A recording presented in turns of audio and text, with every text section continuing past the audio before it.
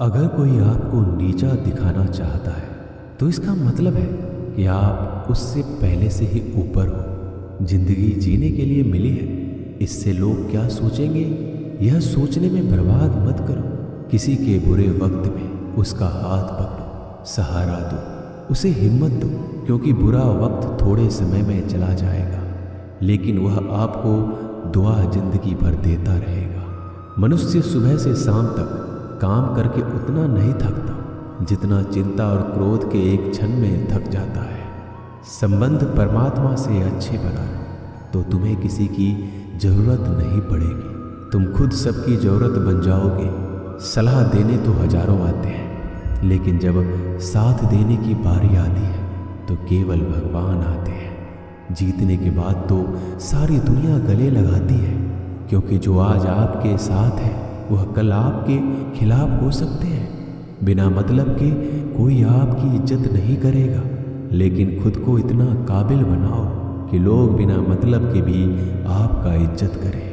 भगवान कहते हैं सोने से पहले तुम सबको माफ़ कर दिया करो और तुम्हारे जागने से पहले मैं तुम्हें माफ़ कर दूंगा। भगवान ऑक्सीजन की तरह हैं जिन्हें आप देख नहीं सकते लेकिन उसके बिना आप रह भी नहीं सकते।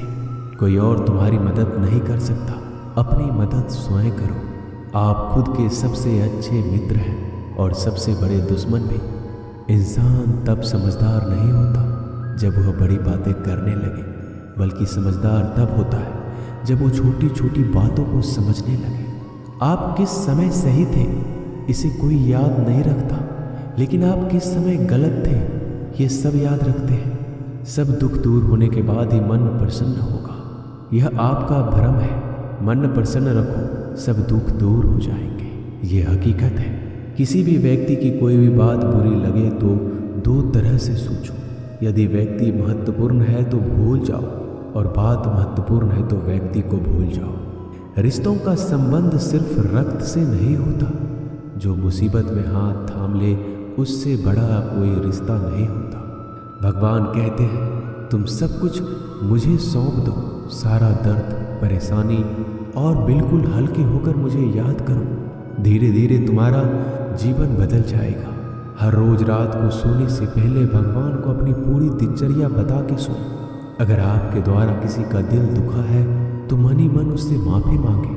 अगर आपका किसी ने दिल दुखाया है तो उसे माफ़ करके सारी चिंताएं भगवान को सौंप कर सो जाए।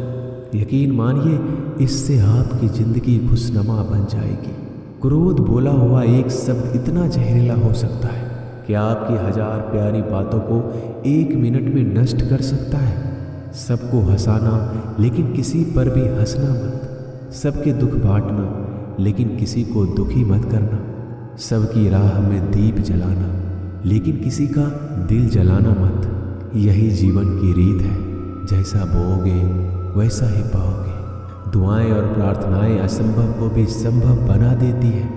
ईश्वर को ना हमारे तन की जरूरत है ना धन की, उसको तो बस पवित्र मन की जरूरत है। इसलिए वो हमें कुछ भी छोड़ने के लिए नहीं कहता, बस कहता है बच्चे मन से विकार छोड़ो, गंदे विचार छोड़ो। जो आने वाला है वो हमेशा गुजरे हुए कल से बेहतर होगा। यही एक सोच आपके जीवन में कभी निराशा नहीं होने देगी। झूठ कितना अजीब है, खुद बोलो तो अच्छा लगता है, दूसरे बोले तो गुस्सा आता है। खुशियाँ चाहे किसी के साथ भी बांट लो, पर गम हमेशा भरोसेमंद इंसान के साथ ही बांटना चाहिए।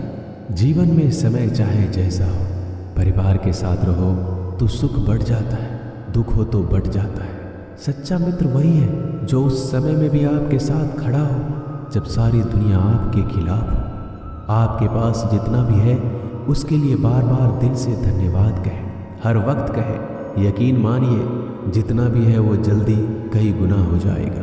प्रार्थनाएं और ध्यान इंसान के लिए बहुत ज़रूरी है, क्योंकि प्रार्थना में भगवान आपकी बात सुनते हैं और ध्यान में आप भगवान की बात सुनते हैं। श्री कृष्ण से कितना कुछ छूटा, पहले माँ छूटी, फिर पिता छूटे, फिर जो नंद किशोर मिले वो भी छूटे, संग साथी छूटे, राधा भी छूटी, गोकुल छूटा, फिर मथुरा छूटा।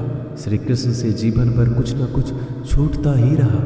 नहीं छूटा तो वो था देवत्व, मुस्कान और सकारात्मकता। श्री कृष्ण दुखी नहीं, उत्सव के प्रतीक है। सब कुछ छूटने पर भी कैसे खुश रहा जा सकता है, ये श्री कृष्ण से अच्छा कोई नहीं सिखा सकता। इसलिए हमेशा खुश रहें, सदा मुस्कुराते रहें। जीतने का मजा भी तभी आएगा जब लोग आपके हार का इंतजार करेंगे। गीता में लिखा है, यदि कोई आपको अच्छा लगता है तो अच्छा वो नहीं, अच्छे आप हैं, क्योंकि उसमें अच्छाई देखने वाली नज़र आपके पास है।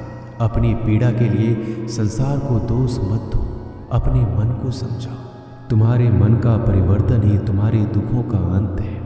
सोच और नीयत अच्छी रखिए, फिर आपके कष्ट प्रभु स्वयं दूर कर देंगे। याद रखना, भगवान से कभी उम्मीद छोड़ना नहीं और दुनिया वालों से कभी उम्मीद रखना नहीं। सुख दुख एक सिक्के के दो पहलू हैं। जहाँ सुख होगा वहाँ दुख भी होगा, जहाँ दुख होगा वहाँ सुख भी होगा। इसलिए सुख दुख के बारे में बिना सोचे निरंतर अपने लक्ष्य को प्राप्त करने के लिए प्रयास करते रहना चाहिए। एक बात हमेशा याद रखना, किसी के सामने गिड़गिड़ाने से ना मोहब्बत मिलती है ना इज्जत। इसलिए अपने स्वाभिमान को जिंदा रखो।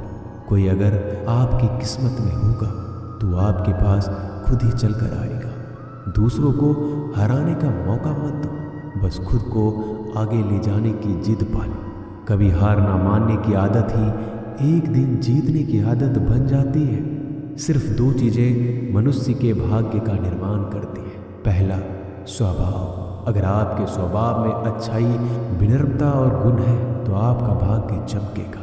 अगर आपका स्वभाव क्रोधी है, आलसी है, तो आपका भाग्य बिगड़ना अनिवार्य है। इसलिए अपने स्वभाव को मधुर और आकर्षित बनाइए। दूसरा, आपकी वाणी। बोलना तो आदमी 2.5 साल की उम्र में ही सीख जाता है, परंतु कब, कहाँ और कैसे बोलना है उसे यह जिंदगी भर भी नहीं समझ पाता। जिसे ये बोलना आ गया कि कब, कहाँ और कितना बोलना चाहिए, समझ लो उसे सफल होने के लिए कोई नहीं रोक सकता।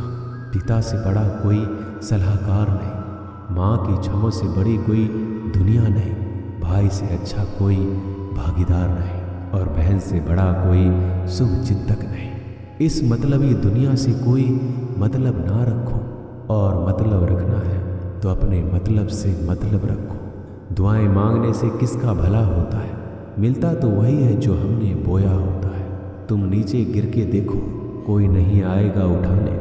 तुम चढ़ा उड़कर तो देखो, सब आएंगे गिराने। एक बात हमेशा याद रखना, अगर शराब की दुकान पर बैठकर दूध पियोगे तो तुम्हें शराबी का ही दर्जा मिलेगा, और किसी मंदिर में बैठ के पानी भी पियोगे तो तुम्हें एक संत का दर्जा दिया जाएगा। इसलिए आप किसके साथ उठते बैठते हो ये बहुत मायने रखता है। दोस्तों, आशा करता हूँ कि आपने इस वीडियो से बहुत सारी सीख ली होगी। मिलते हैं जल्दी एक नए ज्ञानवर्धक वीडियो में। धन्यवाद। अपना ख्याल रखिएगा।